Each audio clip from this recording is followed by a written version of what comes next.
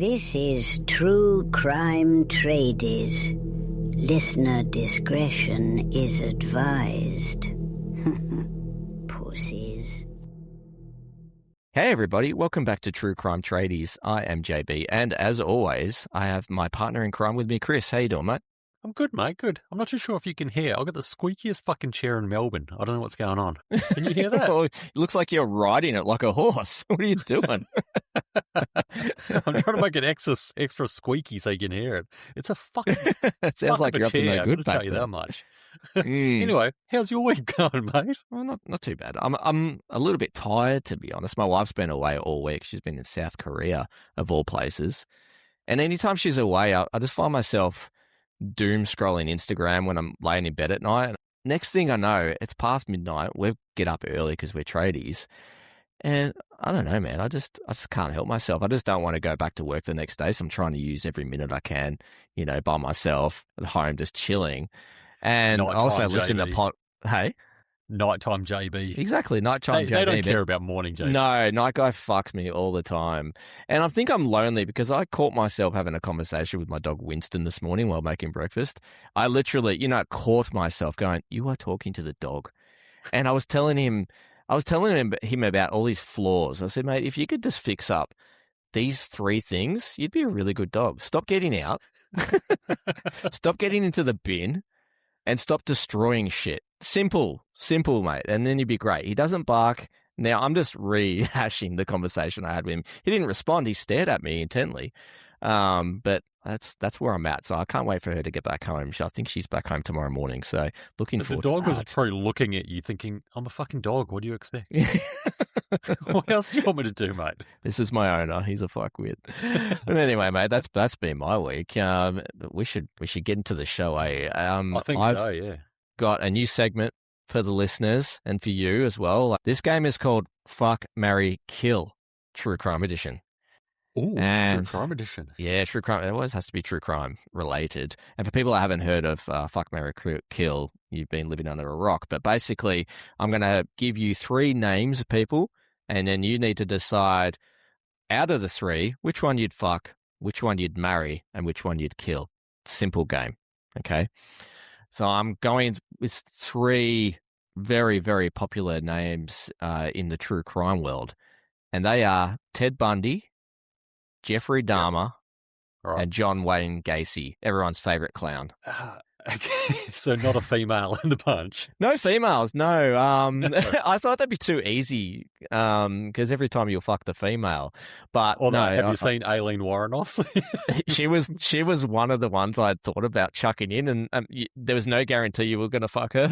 But no, I thought just make it a little bit more challenging for you. So I want to hear your reasons behind them as well, if you can. All right, so we got, you said John Wayne Gacy. Yeah, John Wayne Gacy, the Clown Man, Jeffrey Dahmer, Bundy. and Ted Bundy. Yeah, okay. All right, so fuck, marry, kill. Mm-hmm. I'd probably fuck Gacy Okay. because he's a bit chubby, so at least he's got tits. And fat people need loving too. They do, yeah. He's got tits. And he already knows how to put on makeup, so you just, can you adjust that a little bit? A bit of a drag queen. Yeah, love the reasoning. Oh, that's So good. stupid. So fuck Mary. Mary. I'd have to definitely marry Ted Bundy Okay. because he's the prettiest and I'm not his Not his type? not his type. Yeah, he goes after the college girls to murder them. So I'd be safe. Yes. And then I'd kill okay. Jeffrey Dahmer because, I mean, he's the last one there. And I don't think his style of food is really to my taste. So I don't want to come home every night and have to question what's on the plate. Or he doesn't like the taste of kiwi. Yeah. Is that too? That's a possibility. Okay. Well, I'm not too far away from you. I'm going to fuck Ted Bundy because he's a good looking rooster. I'm thinking out of the 3, he was the best looking, and I don't know, maybe I could be swayed. I would marry Gacy because sort of similar reasons to you with Bundy. He won't murder me because he was more into young boys, And Yeah, and you're an old boy. as long as I kept an eye on the crawl space at home, I think I'd be able to keep him in line. And Okay. the clown stuff is a bit disturbing, but I'll let it slide. Okay. Yeah. I'm killing Dharma as well because Okay, I so don't both killing Dharma. both killing Dharma. I don't know. I don't want to end up in a barrel and have my naked Polaroids in his top drawer. You know what I mean? That's I'm out. I'm out with Dharma. That's not your jam. It's not my jam, and I don't want to be his jam. So that's my reasoning. So that was funny. That was good. No. I'm glad we're a little bit different, but yeah, we're on the same sort of path with a couple of them. Yeah. Yeah. And Good just one. I like that little segment that we did. That was entertaining. We'll put that one up on the socials and we'll see what everyone else thinks. that's a good call. I'd love to hear what people think. Yes, I mean, and majority of our audience is female, so it's a little bit easier for them. To be fair. Yeah, that's true, actually. Yeah. Yeah.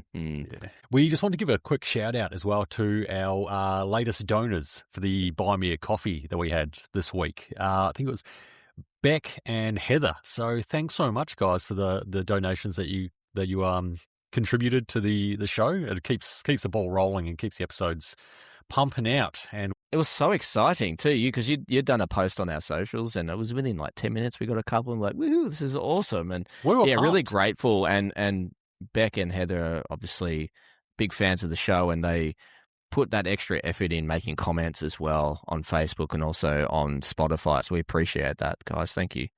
Exactly. Yeah, that's right. I mean, and we obviously don't expect it, but it is awesome. If you guys can help out, as I said, it does help us keep pumping out the episodes, which you guys seem to be really loving, which is awesome. And if you can't do that, then leave us a review and a 5-star rating on Spotify and Apple. That's awesome as well. That really goes a long way to help the show build. Exactly. If you want to hear more Fuck, Marry, Kills, you need to be ponying up some of that hard-earned cash. Well, speaking of hard-earned cash, what have we got today, mate? Today we have the new one on Netflix, Should I Marry a Murderer? There is no hard-earned cash in this. That was a terrible segue. So they don't have to be good segues. That's the whole point. Imagine you fall in love with someone who made you feel accepted, wanted, seen, who made you feel whole and loved and special. And you are just so happy. And then they say to you, I've done a horrible, horrible thing. Something so vile. It flips your entire world upside down. Mountain rescue teams are searching for a man who's been missing for more than a week. There was not a single trace of him alive ever again. He's effectively disappeared into thin air. To remain in love, you have to keep this secret that you know is going to destroy you. But if you reveal it, then you destroy everything. I mean, what would you do? So this one is set in Glasgow, Scotland in 2020, so right in the midst of COVID. And this one is based around a woman named Caroline. How's your Scottish accent coming along for this episode, mate? Because I one. Oh, come on. I learned only how to say fuck off in the Scottish accent. And I'll teach you. It's incredibly easy. I can teach the listeners at home. You just say fuck off backwards. So you go, fuck off. Fuck off. That's fuck off. Okay, and that's the Scottish way of saying it. Yeah. That's all I learned. That was it. Yeah. My wife, she's half Scottish and obviously got Scottish family members as well. And I still can't do the accent. It's just one that to be fair, I can't do any of the other ones I've been doing. But I really can't do a Scottish. It just automatically morphs Irish. Yeah. I'll take it. Yeah, so you might hear some Irish accents popping out every now and then. So Caroline, she was 29 around this time, and she'd just come out of this 8-year-long relationship. She had a really good job as a pathologist working in a mortuary. Her and her partner, they just bought their first house, and they even had a dog together, but they knew this wasn't really sort of a long-term thing that they want to do. So the relationship sort of ran its course, very, very mutual. Also, he was fucking someone else. But, I mean, I'm sure there was other things as well. Mate, you're making some big assumptions here. They never said he was fucking someone else. He just committed the worst betrayal. In my house, that's just eating the chocolate in the fridge that's not mine. You know, big assumptions. Okay, so he did something in between eating the chocolate in the house and fucking someone, fucking a coworker. So he did something in that spectrum. Somewhere in there. Yeah. Yeah. She comes across as a really, really nice person. Like, to try anything, happy-go-lucky person. Like, really, really great, but also very annoying at the same time. Yeah. It seemed like all of her friends, they're living their sort of, what do you say, like their happy ever after lives. And she wanted that for herself as well. So she goes to where all the greatest relationships in history start. Tinder. So you're making your profile, and I realised that a lot of these men spent way more time looking in the mirror than I did. And then I was like, right, I'm really struggling here. Glasgow, even though it's a city, it's not a huge city. That's why you just got to set your radius far. Just take in most of Scotland. You know, cast your net wide. You know, let's just see what happens. Caroline finds Sandy on Tinder, who is a 6'4" Scottish Highlander in a kilt, and she's thinking, oh yes, please. Oh God, I can't do the fucking accent. That's it. I'm not doing it. So they organise a date at the farm that he works on, which is about an hour and a half away from her house. And her friends are all like, "Are you fucking crazy? What if he's a murderer?" And Caroline just laughs and laughs. This is sounding like the Tinder swindler a little bit. They meet on Tinder, and all of a sudden she's going fucking somewhere she shouldn't go with some stranger. Yeah, it's the gullible person main character, and all the friends are sensible and going, "Are you fucking mental?" Yeah. So she ends up going on this date with him, and the date is pretty much just a drive around the Munros, which is what the Scottish call mountains, basically. And it's just super, super picturesque. Just no matter where you look, it just looks amazing. So they're driving around, and she seems to record fucking everything on Snapchat. Mate, this chick loves a filter. Oh, God. It's just, and this is their first date. Like, this is literally the first time she's met him. And she's filming with fucking love hearts around his face and doing songs. Mate, just fucking open the door and just push her out into the Munros. Yeah, she was singing in the car. So you didn't like that on the first date? No. What's wrong with that? You're not a singer, are you? I never catch you singing on site. Sometimes, like you go, "Did we just talking to me, mate? I was just singing away. I was happy." I do the "Loving You" song, and then I change the last line every time. Loving you. Actually, all the listeners heard your singing "Happy Birthday" the other week. That was good. So you've got natural talent. Just not falling for that one again. But, I mean, as annoying as we are finding her, they seem to get along really well, and they do seem like a bit of a good match. They do. So they organise to see each other the following day for a second date. After our first date, things moved quite fast. Because he was far away and it wasn't just down the road, you'd have to kind of commit and go for the weekend. I'm going from like the cold mortuary to a farmer's cottage with big homemade meals and dogs. He was fun and he had banter and he got my silly puns, right? I was falling for him hook, line and sinker. She loves being there in the hills with him and just away from the busy city where she's living in Glasgow. And it just feels like it's just you and the universe and just no one else around. She says that's when she realised she loved him.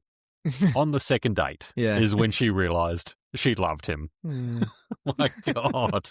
She sounds like a real desperado at this point. Sadly. Yeah, definitely.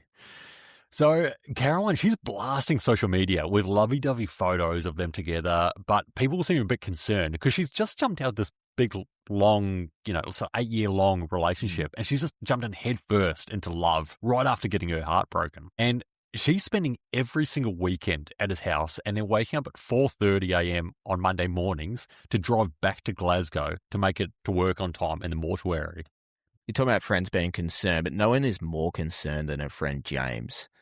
Because this friend James, you can tell, I don't know how you felt about him, but I just felt like he loves Caroline. And it's so obvious he was friend zoned early days. this poor bugger, he's still hanging on. Even though he's got a wife and kids, I think at this point, you could tell there was something. Yeah, I don't there. think his wife would be too thrilled with his part of the documentary. No. Sandy, the guy that Caroline's been seeing, he seems really interested in her work because she deals with a lot of dead bodies all day long. He must have been a true crime fan. It's like, ooh, dead bodies, tell me more. Got any Yeah, pics? probably. Yeah. And she's explaining what a post-mortem is, and she even goes into detail about the blade that she uses. So we use the PM40 blade. I'm like, oh yes, the PM40 blade. Yes, Right. PM40, Great blade, yeah. yes. Oh, really, I would have used the PM45, but that's just me. But Sandy, he's quite interested because he started his own hunting agency where he kills the animals and he has to process them. So he said that's cool that you do this for a job because I can talk about my work with that without, you getting squeamish or the other way around as well. You go in, there'll be a body, and you take a PM40 blade and you cut through the layers of fat until you get into the abdomen, and you then remove the insides, so you'll have the tongue in one hand and then you'll have the anus in the other, and it's all in one. It's called the pluck. Sandy would also have to remove the insides, and he would do that so fast, and when you blink it'd be done. He was very, very quick with knife skills and handling meat. There was this very, very niche but weird overlap of a skill set. Sandy was apparently really proficient with the knife, and before you could even blink, he'd just have the dead carcass cut open and all the insides removed. Super proficient. But because these farmers work so hard, they also party really hard at night time as well. At one of those parties, Caroline meets Sandy's twin brother, Robert. They grew up on the farm together, and they'd spent all their time together. They were super, super in sync, like a lot of twins are, and they'd always know what the other person was thinking. It's a little bit like us, JB. Yeah. We're constantly finishing each other's... Lunches. Oh, I was going to say orgasms. You are the reach around master. That's true.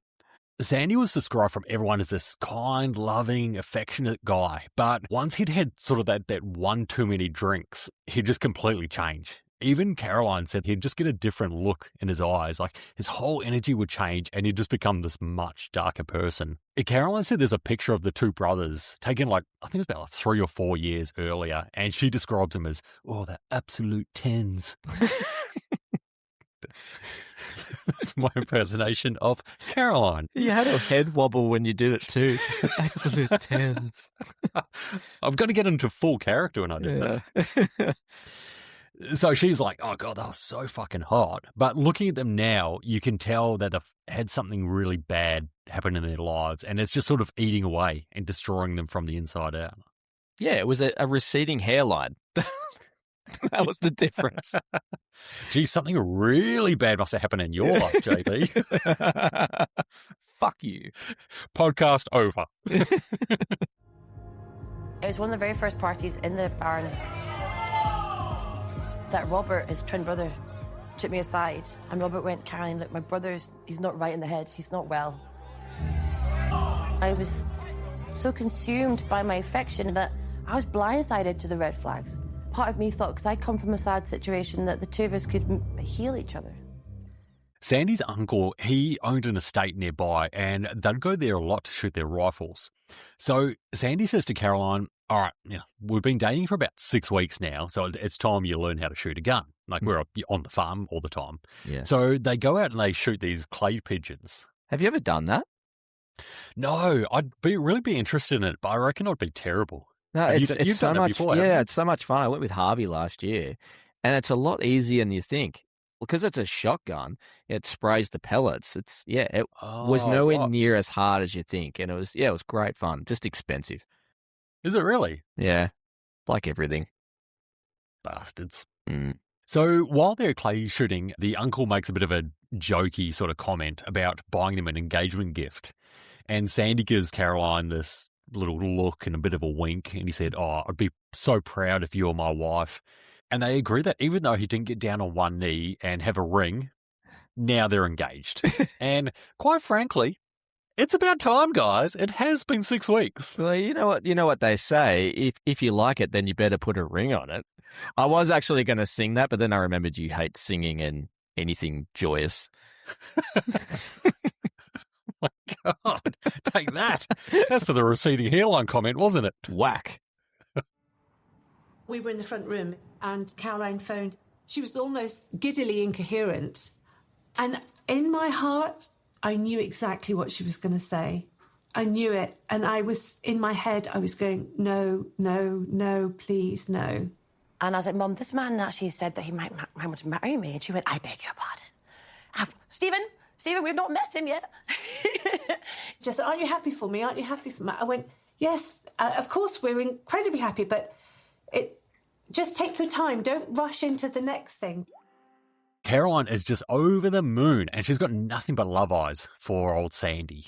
She sends photos and messages to her friends in this group chat saying that they're engaged, and it's just radio silence from all of her friends in the chat. Especially James. He is pissed about this news. So no one replies at all. But, I mean, can you blame them? Like, she's just started dating this guy, and he hasn't even met any of her friends or even her family either.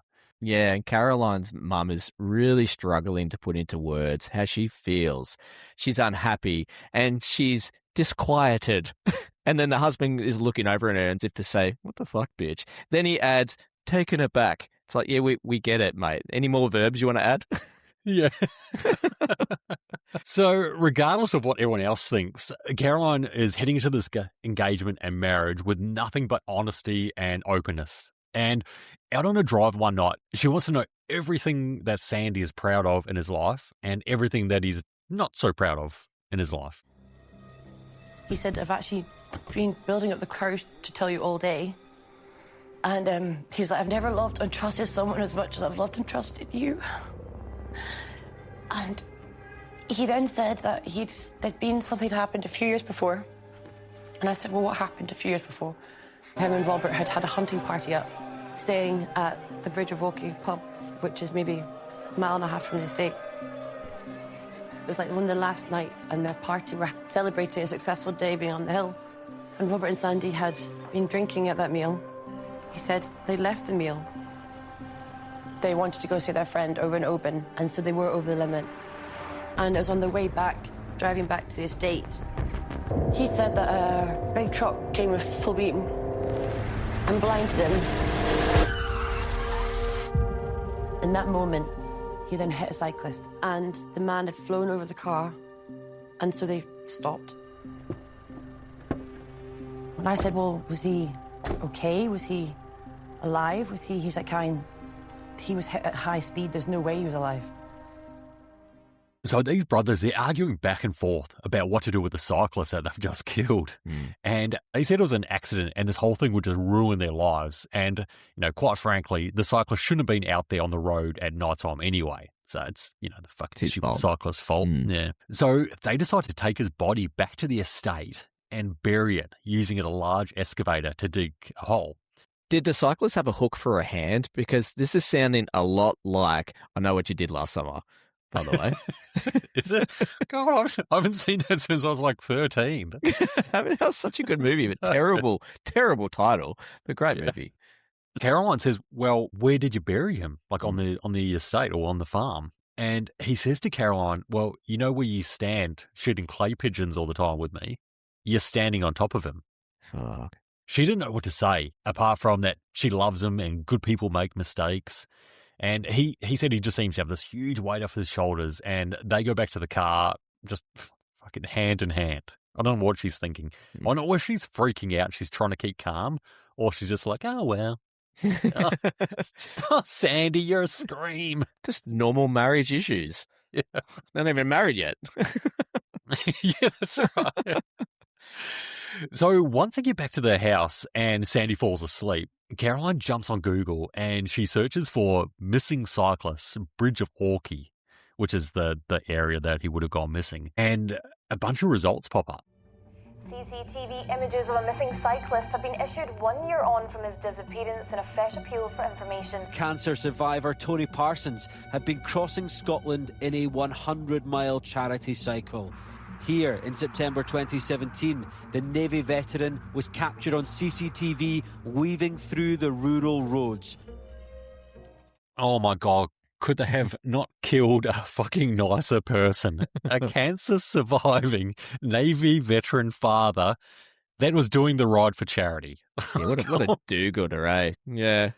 They couldn't have hit a fucking druggie that was riding his bike away from robbing a house or anything. That's not how the universe works, mate. Yeah. They'd been searching for this killed cyclist, Tony Parsons, since that day. There was CCTV footage of him riding past a petrol station, but then he just seemed to disappear without a trace at all. Yeah, and the owner of the local pub in town was one of the last people to see him alive. And he had warned him about riding on that road in the rain and even offered him a room, but he refused. Like, you talk about sliding doors moments. This is a massive one. Yeah, that's true. So Caroline, she finally goes to bed thinking, oh God, should I call the police about it? But then she wakes up in the morning and instead of doing anything, she drives back to work. Yeah, and the producer in the documentary here, he challenges her regarding that decision. Well, she claims that she was still processing the information and she couldn't think rationally. And then to make things worse, her parents are texting her saying, oh, we want Sandy to come over for Christmas dinner and meet him for the first time. And now this is just another fantastic reason not to go to the police. I mean, what is a girl to do? So, God, I don't know. What is a girl to do, Chris? I don't know. I write the dumbest shit.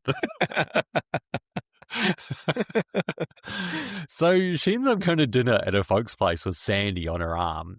Everybody was there laughing, having a great time. And Caroline said the worst part is that he fit into the family so well. I mean, except for the murdering part, I guess. Beggars can't be choosers. My mum was so over the moon that I found someone who had made me happy, and everyone was like just in this little like blissful bubble. It almost felt selfish if I had burst that bubble, especially around Christmas. In doing the right thing, I knew I had to hand in the man that I loved, and there's an element of, why don't I just let him remain happy for just a little while longer? Caroline comes out with, well, I've been lied to and really hurt in past relationships. At least this guy's honest and open with me. I mean, don't worry that he's killed maybe one of the nicest guys ever. I mean, murderer schmurderer. Semantics. And what annoys me the most about her is it seems like she's more worried about what people will think of her rather than just doing the right thing and going to the police. Like, yeah, she's made a few errors in relationships in the past, clearly before, and this is just going to be another embarrassing moment for poor Caroline. Yeah, for sure. But just as Caroline is learning to live with the fact that she's going to marry a murderer, Sandy tells her the estate where Tony is buried is being sold, and there's plans to develop where his body is. So they have to go back there and dig up his corpse and try and think of another way to dispose of it. And she had the ridiculous thought of maybe he had planned this whole thing, right, to date someone. There was a pathologist, so then they could help him move the body. That's quite the long con, isn't it? And like he's only swiping right on pathologists and hoping that one day he'll find one that will just go along with it. Yeah. And another thing, the body's been buried for 3 years. I would have thought by now it's just a bag of bones, and he does not need a pathologist. He is just trying to make her complicit here, so she would never tell anyone about it. It's just, this for me just seems like an insurance policy. Yeah. Yeah, he's fucked up. He's told her, he's like, oh God, I need to make her complicit. Yeah, true. Yeah. Well, she knows now is the time that she's got to call the police. Caroline goes back to her parents' house and she just breaks down in her mum's arms. This is the first time that we hear Caroline's dad pretty much speak. The entire documentary, he's just been nodding and just like, yes, indubitably. Taken aback, yes. Yes, quite taken back. I just pictured him like with his thumb and forefinger twitching the end of his mustache. Polishing his monocle. Yeah. So with her parents by her side now, Caroline finally calls the Scotland police. The doco made this time period between her finding out and calling the police seemed to be like a few days. Yeah. But in reality, Caroline actually found out about the murder like sometime, I think it was in November, and she didn't call the police until December 27th. This is a long time to sit on this information and just ponder over it. Yeah, well, she had to get through Christmas, Chris. Don't be so judgy. Well, oh, yeah, that's true, yeah. And Boxing Day, yeah. Yeah, true. Good morning, it's Police Scotland. How can I help you? I wish to report information about a crime that happened 3 years ago in Bridge of Oak. A hit and run, disposal of a body and lied to the police. The man's name was Tony Parsons. It was a recent partner who disclosed it to me. And I can't believe it. I have to report it. What's his name, please? Alexander McKellar. So the police, they send a couple of detectives around and they're asking her a ton of questions about where the body might be buried. But Caroline, she's soon realising she doesn't know if the body's like, I don't know, 1 metre away from the clay pigeon shooting area or 50 metres away. She can't really pinpoint it exactly. The police leave and say, keep talking to him like nothing's happened. Keep him calm, and whatever you do, just don't go over there until we get back to you on how to handle the situation. So, of course, Caroline hears this and drives over to Sandy's house the next morning. Like an idiot. Yeah. She wants to use this visit as a bit of a last goodbye to Sandy, but also to try and find out exactly where Tony's body is buried on the farm. She suggests that they go clay shooting together, and while she's there, she says, hey, if you want to help with moving the body again, you're going to have to show me exactly where you buried him. So Sandy walks along a little bit further down this path, and he stops, and he says, yeah, he's buried right here. Caroline is suddenly looking around and she's just looking for any markers or anything obvious that'd be sort of identifies that she could let the police know. But there's just nothing. This is this huge open area. But she's got an empty Red Bull can in her hand. And as they start walking back to the car, she thinks, oh, cool, I'll just throw it over my shoulder and I'll leave this as a marker. So she throws it. But then Sandy says, oi, don't throw your trash on the ground. She apologizes and she runs back to pick it up. But instead, she stands on it to flatten it into the grass a little bit, and then she walks back to him, pretending it's in her pocket. It's a pretty smart move to be thinking on the spot like this, I reckon. And this moment was super intense with the documentary, the way they did the music. And yeah, that's a ballsy move. Because if he suspected anything was afoot, you know, he could have just killed her on the spot. They're in the middle of nowhere. And you're talking about, she mentioned about markers, no markers or anything. How did he remember that's exactly where he was buried as well? I mean, I guess it's his property and he knows it really well, but like, yeah. And it would have been dark when they buried him. I don't know. It was just one of those things like, how would he know exactly where that spot is without any markers? I think burying your first body is quite memorable, John. I don't think you'd remember. I don't remember it. It's not like it's your wedding anniversary. Of course you're going to remember. That's why I got married on April Fool's Day. I can never remember otherwise. That's crazy that you got married on April Fool's Day. Caroline, she goes back to Glasgow, but later on she receives a Snapchat message from Sandy saying, hey, there's this party going on and do you want to join me? She says, oh, yeah, okay, maybe. Why don't you ping me your location on Snapchat just in case I decide to come over? And with the information of where Sandy is right now and having the marked body location, she calls the detectives at the Scotland Police. I thought the boys being arrested would be the end of everything. And they'd be held in police custody. I would be safe, my parents would be safe. Little did I know that this wasn't just a hit and run. This was actually something much worse. And it was going to be one of the darkest chapters of my life. The police burst into his friend's house party and they arrest both Sandy and his brother Robert. They're taken to the police station for further interviewing.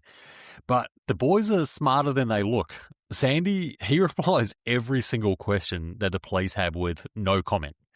And his brother Robert, he just doesn't reply at all. I thought he was fucking asleep during the interview. He's wearing these the Homer Simpson glasses to make it look like his eyes are open. The painted eyes. Yeah, but seriously, it is in your best interest in a police interview to say no comment to everything. I mean, you can give This them, is coming from an ex-cop, people. Yeah, you can give them your name and your date of birth and where you live and all that, but anything regarding the incident, just say no comment. Yeah. And sorry for my police mates that are listening to me right now. Like, shut up. Shut up. We want them to incriminate themselves. But because the only thing the police have got to go off is the story from Caroline, they have to let the guys go. But they seize the estate until they're able to get a warrant to hopefully dig up the body. But in the meantime, the boys, they're free to come and go as they please.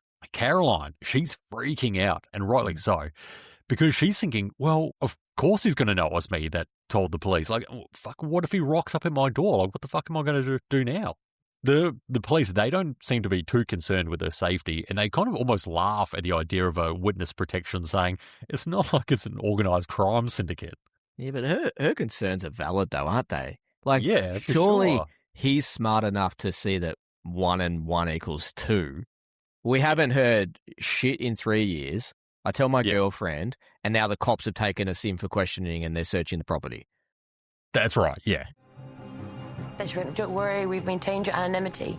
And I was like, well, who else do they think it's going to be? We've now seized the estate, so the boys are not going to be allowed to go back there. And I was like, well, where are they going to go? That's none of your concern, Caroline. Well, it is my concern when he's obviously going to get in touch with me. If you've just released him, he's going to get in touch. Well, you tell him that you've just heard that he's been arrested, and you tell him that you've got your job and that you don't want to deal with him. That's not going to fly. I've told this guy I want to marry him. And I was like, what does he do if he turns up at my parents' house? Well, then you call the police. Well, that's a bit too late, isn't it?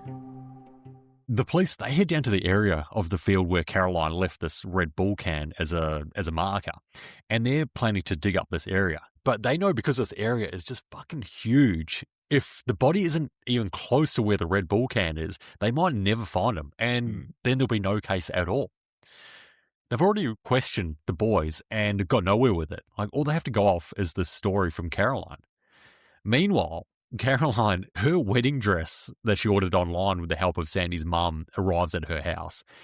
And because she's freaking out about everything going on, she decides the best thing she can do right now is put on the wedding dress, prance around, and take Snapchat photos and videos of herself in it. This chick, she just so badly wants to have this, like, fairy tale ever after fucking thing. She's just ignoring everything else going on.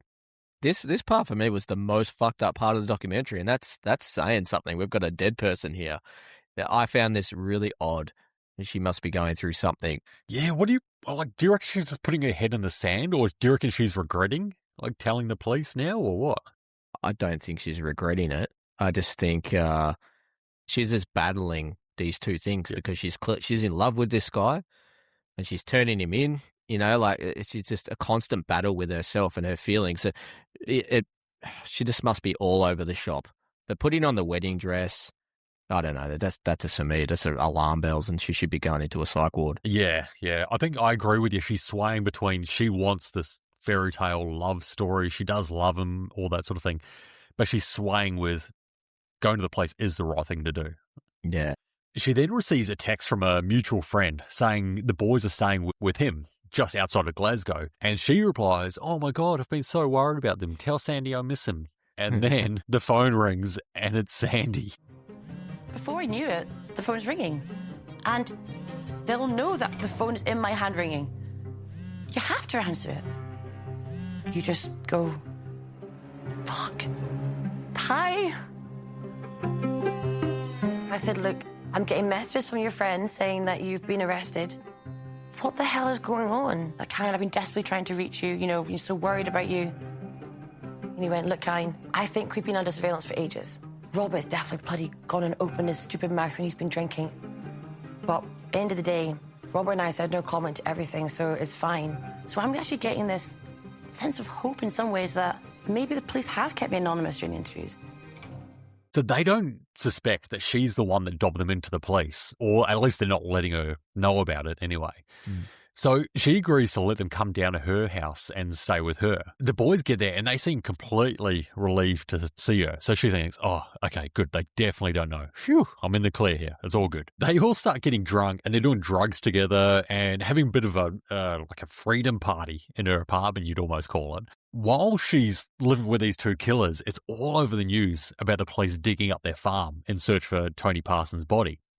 She's starting to get really nervous and paranoid every time the phone would go off, and it'd be someone letting the boys know that it was her that called the police on them. At one stage, while they were staying with her, Robert said, hey, can I have a little bit of a chat with you? He pulls her aside and he says, hey, listen, I don't know what Sandy told you about what happened that night, but, when we hit him with the car, he wasn't dead.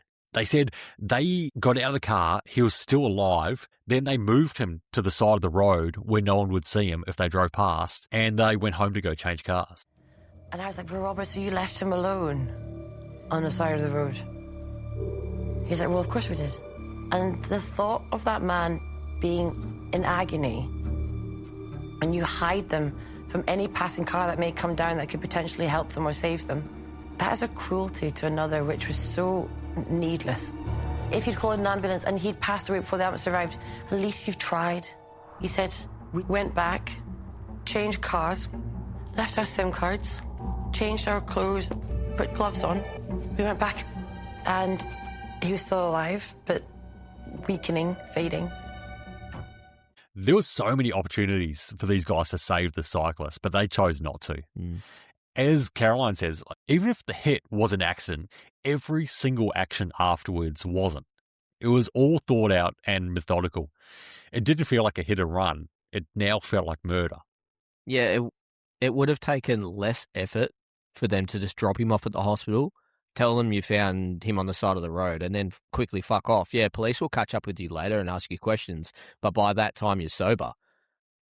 So, I mean, there'll be other witnesses to see him at the bars and all that, but they can't prove it without that evidentiary blood alcohol content reading, all that. So, yeah, they could have done the right thing easily here. Yeah, definitely. And then it would have been a much, much less sentence for them.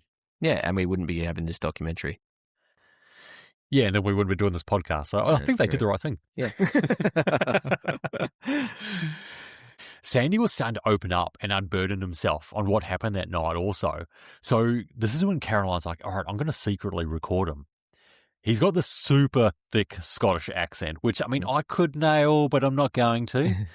And it's a little bit hard to understand the audio without subtitles, so we can't really play it, which is a bit hard. But in the recording, Caroline said she doesn't know how he can have such a lack of empathy after what happened. And how could they have just gone hunting the very next morning with the clients? And Sandy replies, well, it was his life or mine. That tells us exactly what we need to know about his character right there. Yeah, as soon as he said that line. Yeah, I don't think they care. I think they care about their freedom more, and that's the reason they've aged 10 years in 3 years of like worrying that someone might knock on their door. Yeah, 100%. God, Yeah. I can imagine living with that stress and paranoia. Yeah, fuck that.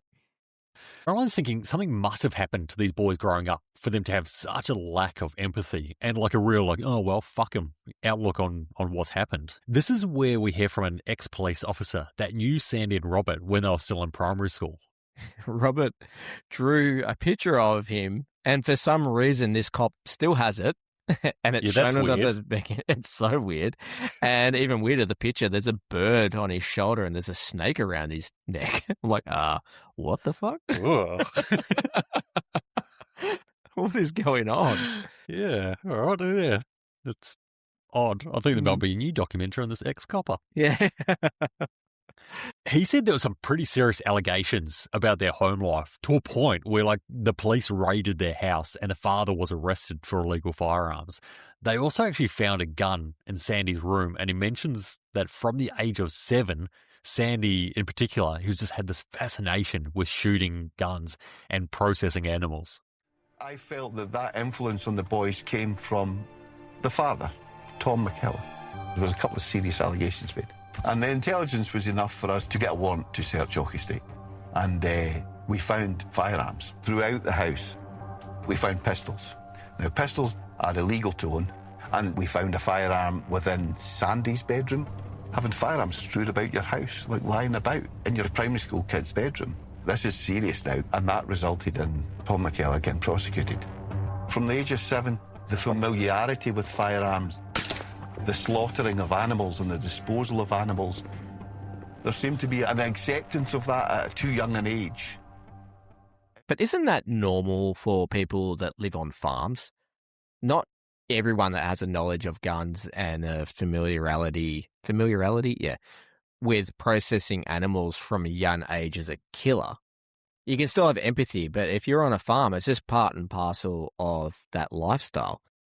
I guess there's a fine line. Like, I mean, where does it turn into like enjoyment?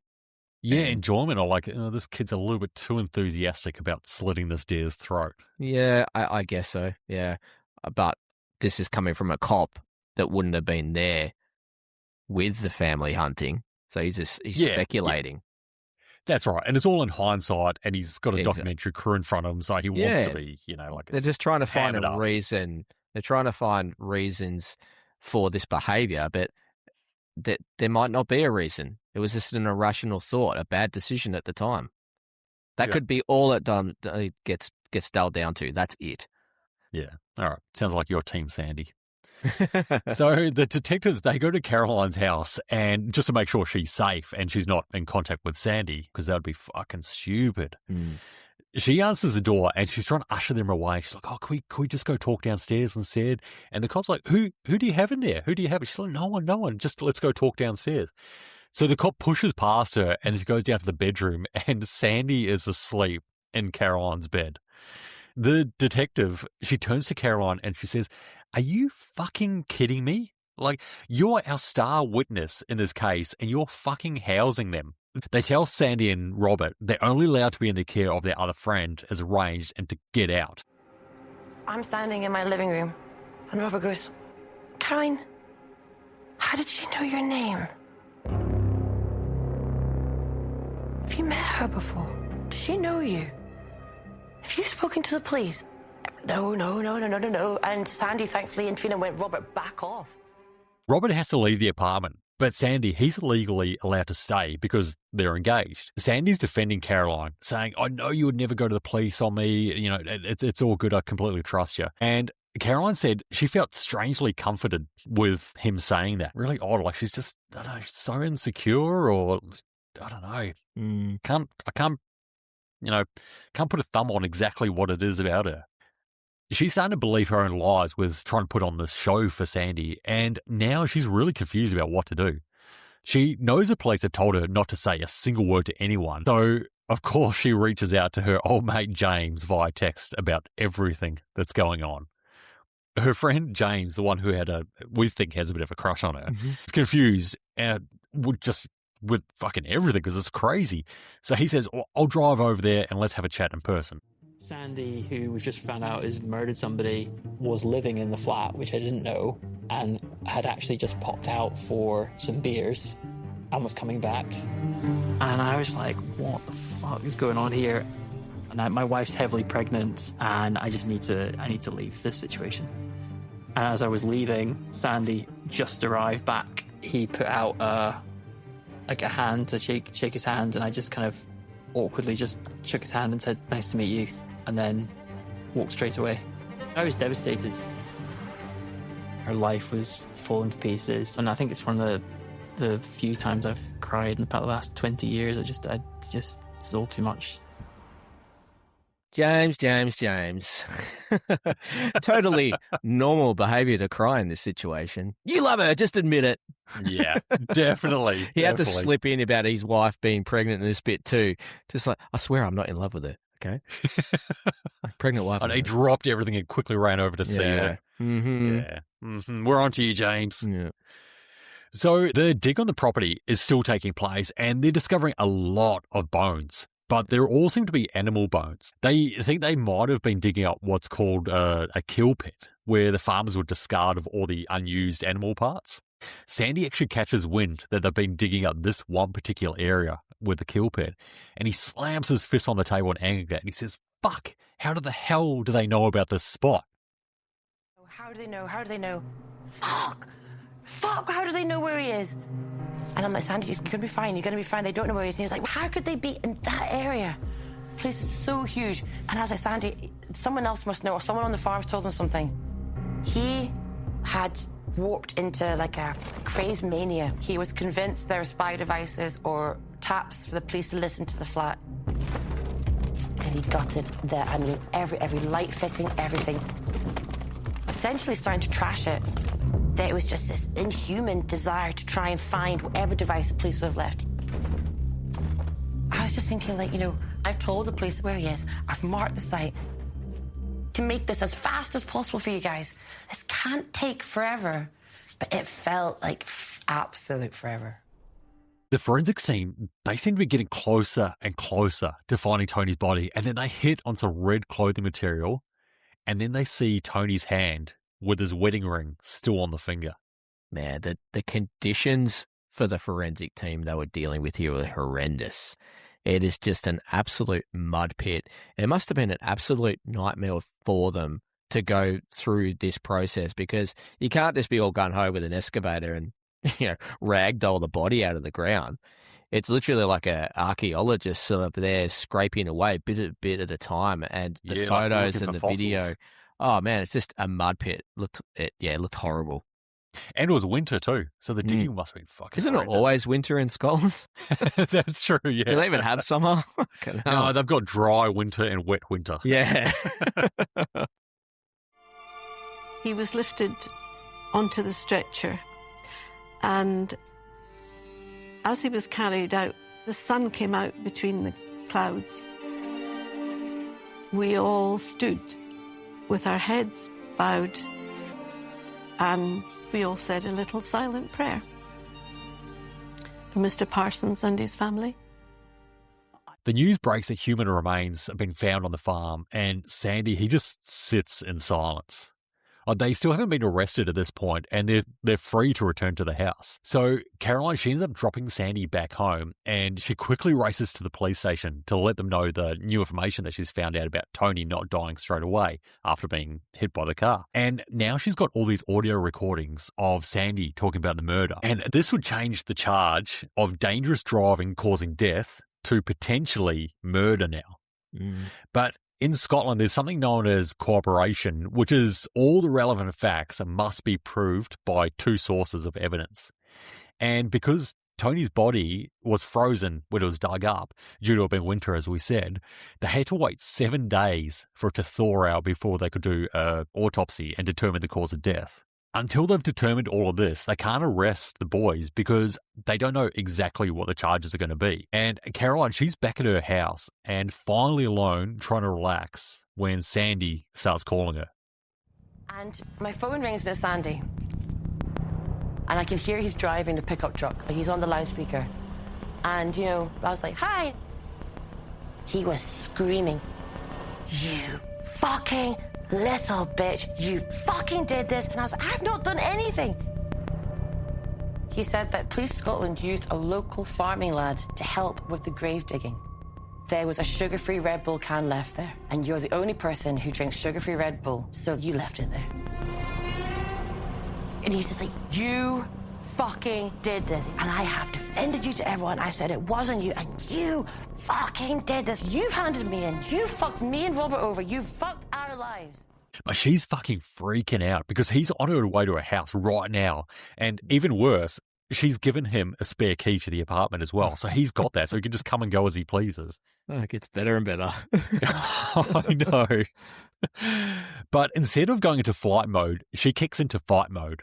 And before he unlocks the front door to her apartment, she hits the record button on her phone and she says, all right, fuck you, Sandy, bring it on. If he dares lay a finger on me, I can take that to the police. Do you know what? Fuck you, Sandy. Fuck you. Sandy, why did you get me involved in all of this? Why? What good did you think was going to come of it?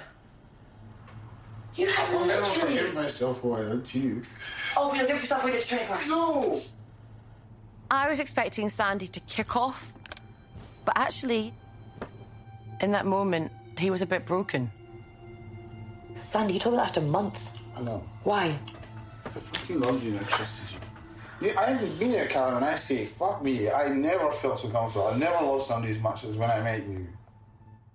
He ends up apologising to her, and he's saying, oh, at the end of the day, whatever happens, I did this, not you. I should never have involved you. Like, half of her is saying, this guy's dangerous, just run. But the other half of her is saying, this guy's being so open and vulnerable. It's who I fell in love with to begin with. Yeah, and don't say it again. I'm not on Team Sandy, okay? But I don't think he's dangerous. He just did a stupid thing. He made a really bad decision. But that doesn't make him dangerous. No, he's not Wade Wilson out looking for an ex-killer or anything like that. No, this is dramatising this documentary at this point. That's what I think. Yeah. So the two of them, they decide to stay in contact, and Sandy, he goes back home to the farm. Caroline's so upset and angry with the Scottish police that they pretty much revealed she was the one that dobbed him in, and they did nothing to keep her safe, even though she was the one that was still in contact with them and also allowed them to live with her. Fucking idiot. They just completely revealed me as the betrayer. It made me see the police in an entirely different light. What is your complaint? Do you understand how much me going to help you guys has literally ruined my life? I couldn't even promise you safety. Do you understand why this is so sad and serious? The police abandoned me that day. Tony's body had thawed out enough to be able to do the post-mortem on him inside the Queen Elizabeth Hospital mortuary in Glasgow. Oh, that was a mouthful. Yeah. And this is the same hospital that Caroline works at, and she's got access to all the information and files. Here's the thing. You mentioned it before. You said thawed out. Yeah? Are you telling me that he wasn't just a bag of bones? 3 years in the dirt?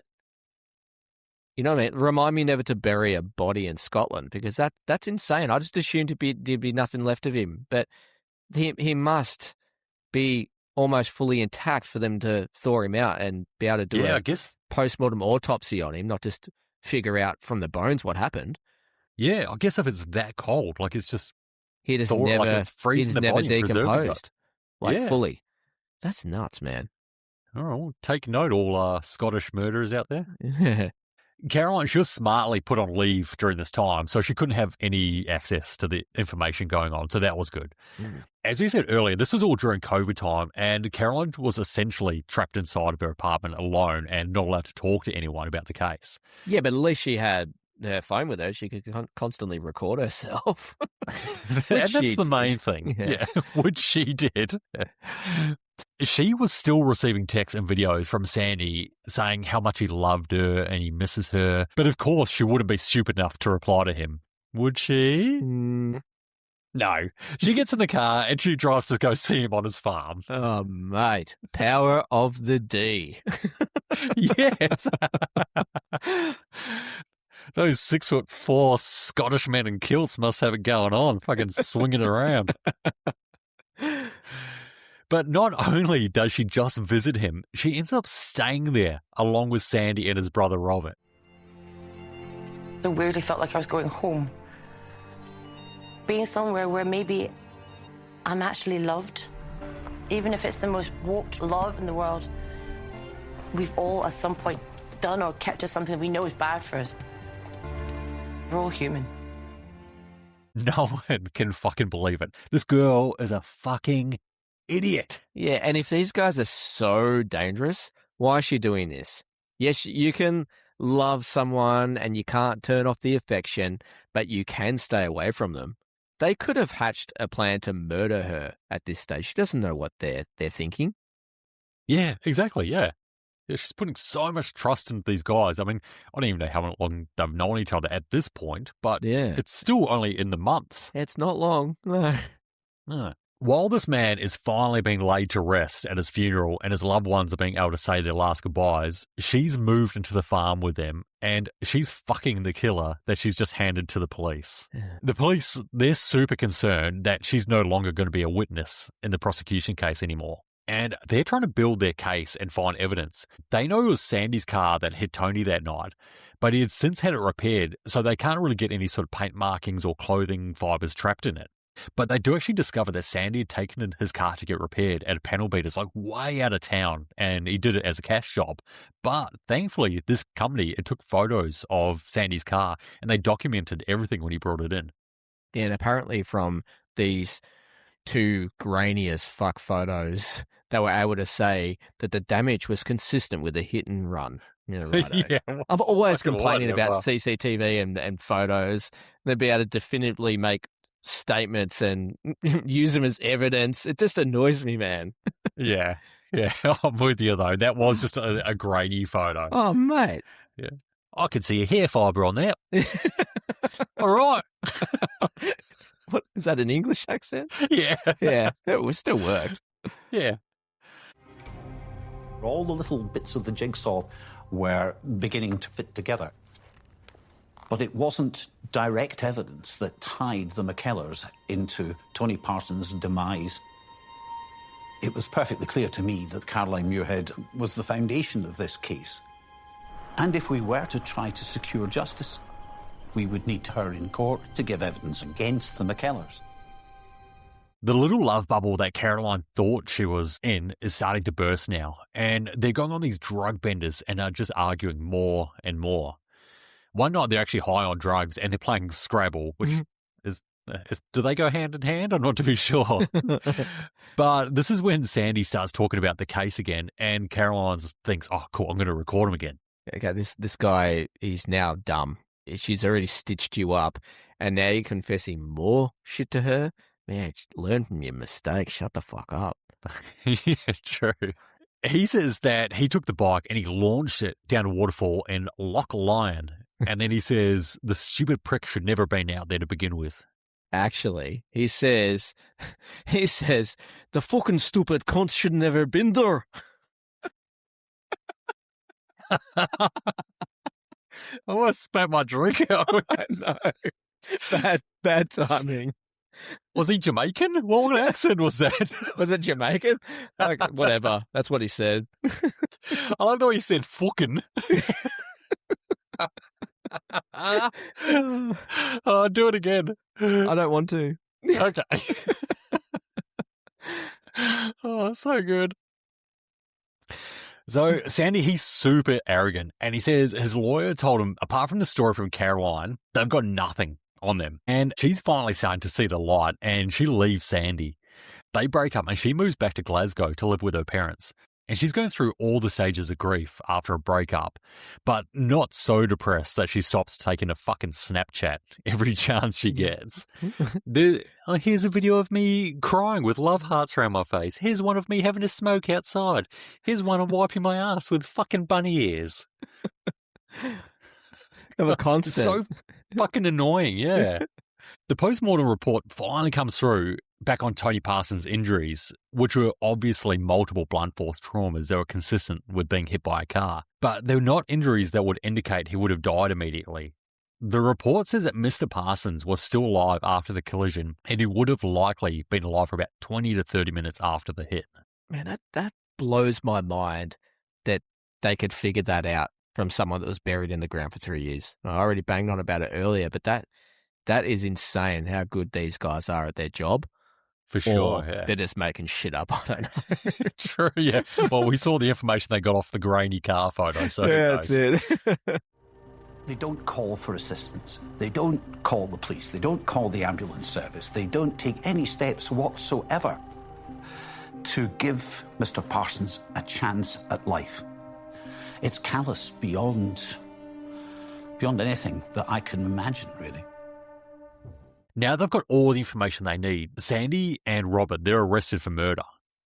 It's not murder, is it? Like, murder, I've got a definition of murder. Murder is the unlawfully intentional killing of one human being by another, usually committed with malice aforethought. I think it was silly of the prosecution to try that.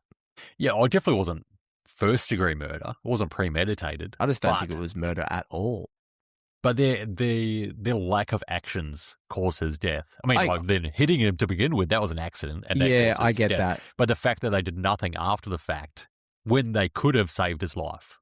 I just don't think then that decision from their Yeah, Oh, I think know. they're trying a bit too high. Usually, you try the highest you can go, and then it gets downgraded, and they can still get him on something. But I don't know. Just for me, I just think they were trying a bit too hard. I don't think there was murder there. But anyway. Yeah, fair enough. Yeah. So Sandy was brought into the station again, and this time he's played the secret recordings that Caroline took of him. He's fucking just completely floored by these, and he just sits there cracking his knuckles. I tried to crack my knuckles, couldn't do it. He then replies that audio sounds like it's been messed with to make it sound like I was talking about murder. Caroline is told that the boys have been charged and they're being held in the jail, and she's going to be called as the star witness for the prosecution. She's super nervous and really anxious about this because she knows that she's just going to be torn to shreds by the defense up on the stand. The brothers' defense attorney, Brian McConaughey, Yeah.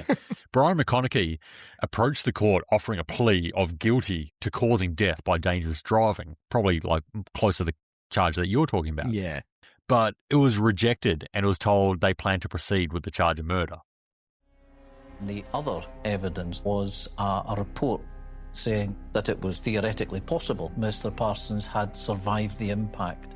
But the Crown's expert was really expressing an opinion it was not sufficient, in my view, to take the Crown to a charge of murder.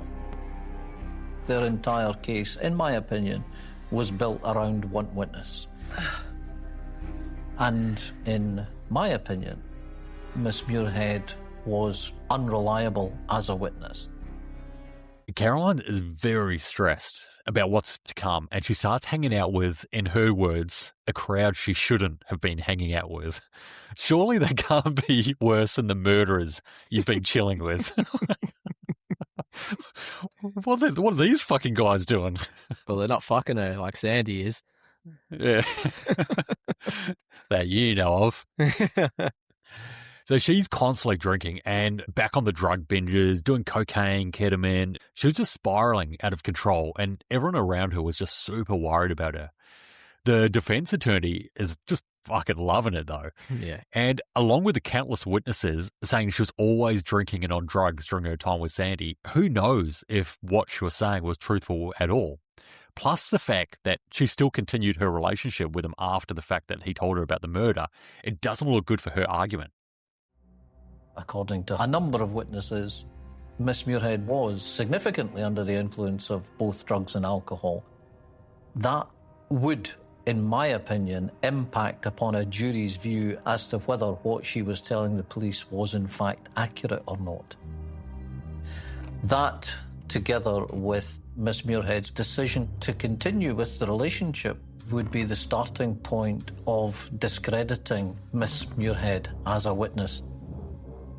If the jury could not be satisfied about her evidence, then that would mean they could not convict of murder. She, of course, doesn't want to testify. So the prosecution tells her, you either testify or we're going to hold you in contempt of court and you're going to be put in jail yourself. Oh, man. That is fucking crazy. And the way she's been treated throughout this whole thing, it's been disgusting, man. It has been, yeah. No protection of her whatsoever. No. Yeah. It hits July of 2023 and the trial begins. And everyone enters the court. Well, except Caroline, because she started driving and she didn't stop. She was a no-show in court, and the case had to be adjourned until the following morning. And Caroline decided that the best thing she can do instead of testifying in court that day is to drive to the boys' farm, down half a bottle of wine, and search for this missing bike herself. And, of course, fucking Snapchats it.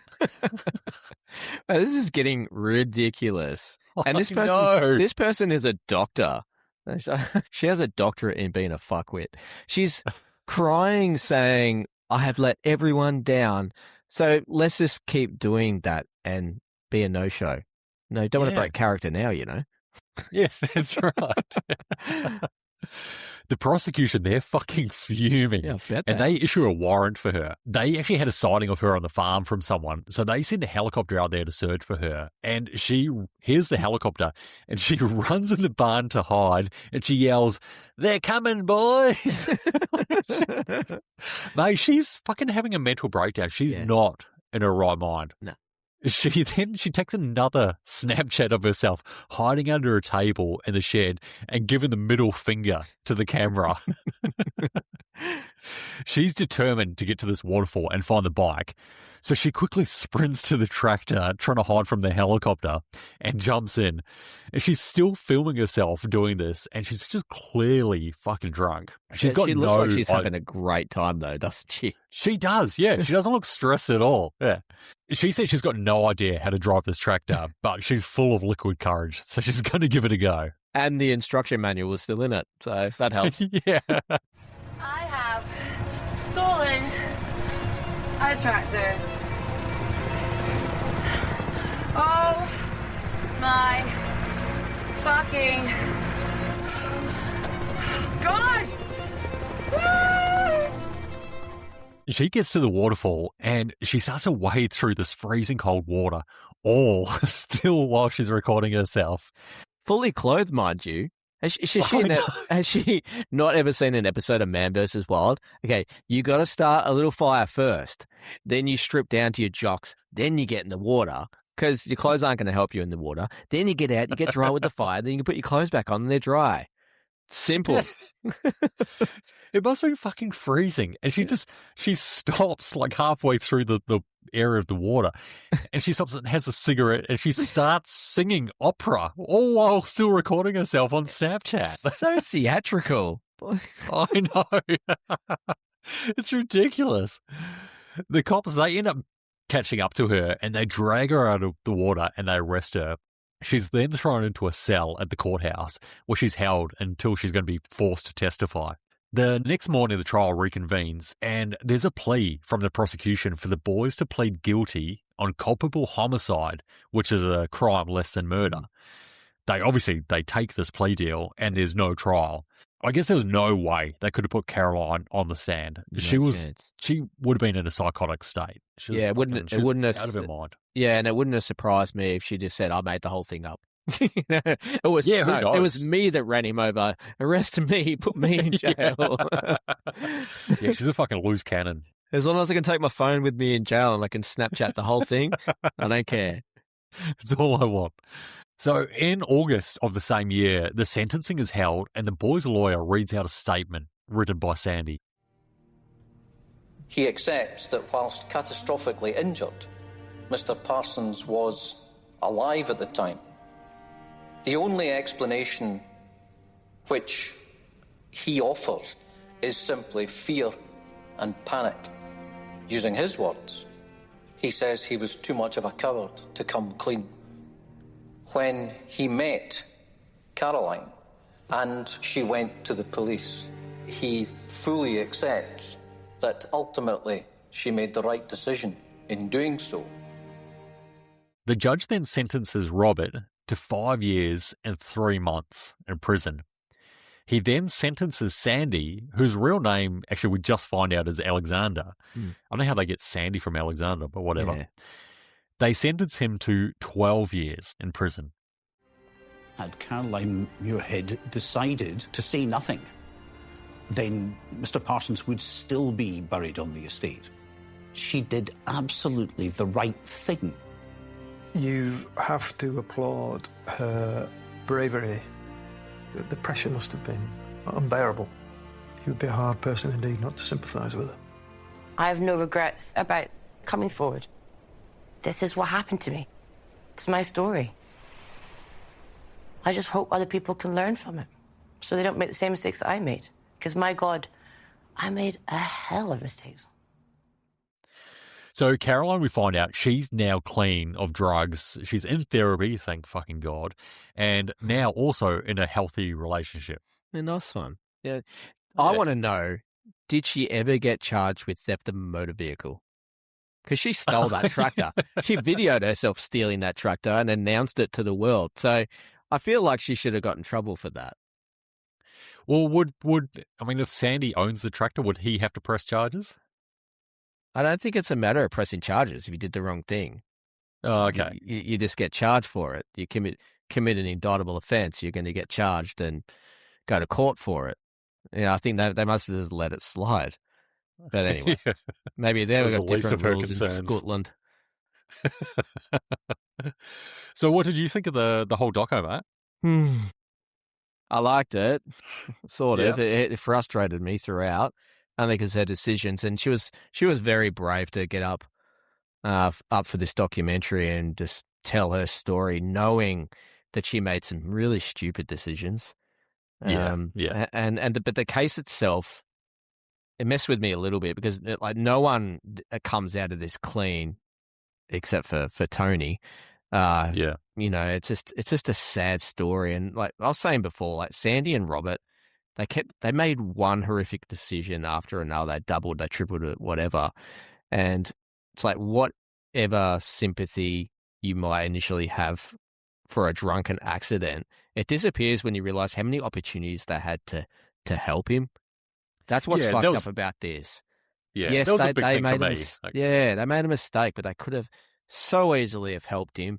And there's probably no chance he would have survived anyway, based on the fact that we know that he lived for another 20, 30 minutes. There probably wasn't even enough time for them to gather him and get him to the hospital and then for them to actually do anything for him. So he probably wouldn't have made it anyway, but still. But at least they would have tried. Give him a chance, man. So, it was just a sad case, and I felt they got off light as well. I mean, I guess Robert was given the 5 years because he wasn't the driver, and Sandy to get 12 years. I mean, 12 years is sort of hefty for a culpable driving charge, but still, I don't think he'll be in there for the whole 12 years. Yeah, probably not. I'm not too sure what the system is like over there. But I doubt it. If he's clean cut and all that, he might do like 8 years and then get out. It would be interesting. We'll have to keep an eye on it and see, if he does get out, we'll let the listeners know. Yeah, because I think they were sentenced in, it was like 2023, wasn't it? So we've still got a while. So it's only been 3 years, and it'd be interesting to keep an eye on Robert too, because he might not do the 5 years and 3 months either. But I think they would do just fine in prison, based on they're big boys and farm guys. They're tough.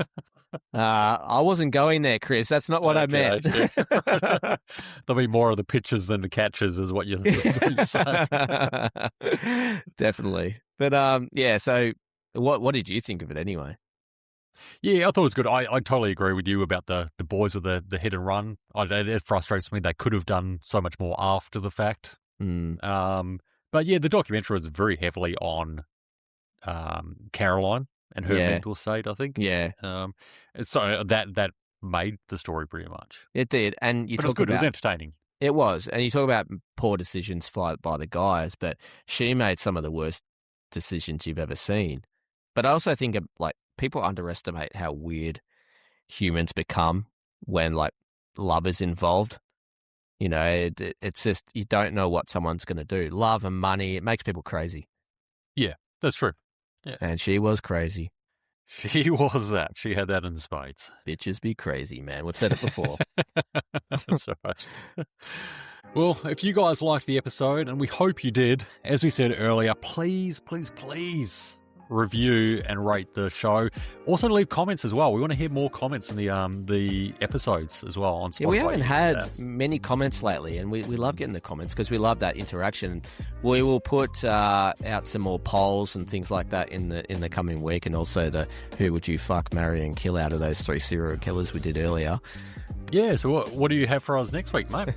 Well, I am doing a new documentary. We had touched on this one just between us, and we weren't really sure what we were going to do, but there's been a lot of chat about it. So next week we are going to be doing The Crash. That's the worst crash I've ever seen. 3 occupants, 17-year-old female still breathing. A car crash claimed 2 young lives and injured a 3rd early yesterday morning.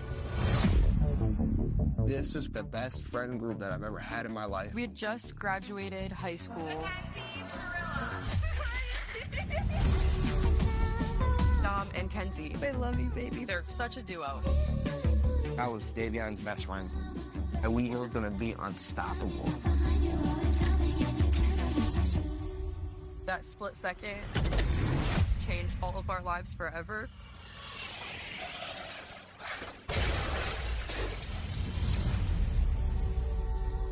It didn't add up. It was hard to comprehend that she could just drive into a wall. I would never see her purposely wanting to hurt them. This was clearly a toxic relationship. We needed to get a full picture of who Mackenzie Sherilla was. You can go yourself. The most significant piece of evidence, there was no break-in. This was not an accident.